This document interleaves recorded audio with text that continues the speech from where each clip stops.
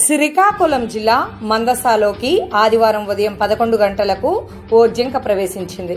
జనావాసాల్లోకి వచ్చిన జింకను చూసిన కుక్కలు వెంటపడి తరుముతుండడంతో ఓ ఇంట్లోకి దూరి దాక్కుంది.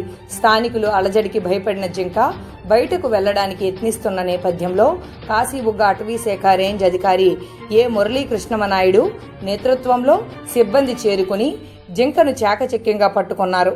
భయంతో వణుకుతున్న జింకకు నీళ్లు పట్టి దాహార్తిని తీర్చి సపర్యలు చేసి సంరక్షణ చర్యలు చేపట్టారు. అనంతరం జింకను ఒక ప్రత్యేక వాహనంలో మందసలోని మహేంద్రగిరిల దండకారణ్యంలో విడిచిపెట్టారు.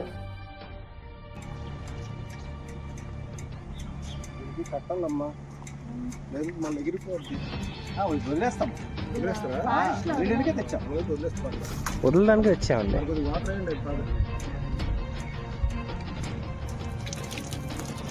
ఎందుకంటే బాగా అది ఇదైపోయి ఉంది. వాటర్ మళ్ళీ వేయొచ్చా లేదా అది నేను వాటర్ వేయాలి, దాని పూర్తి కూల్ అయిపోవాలి.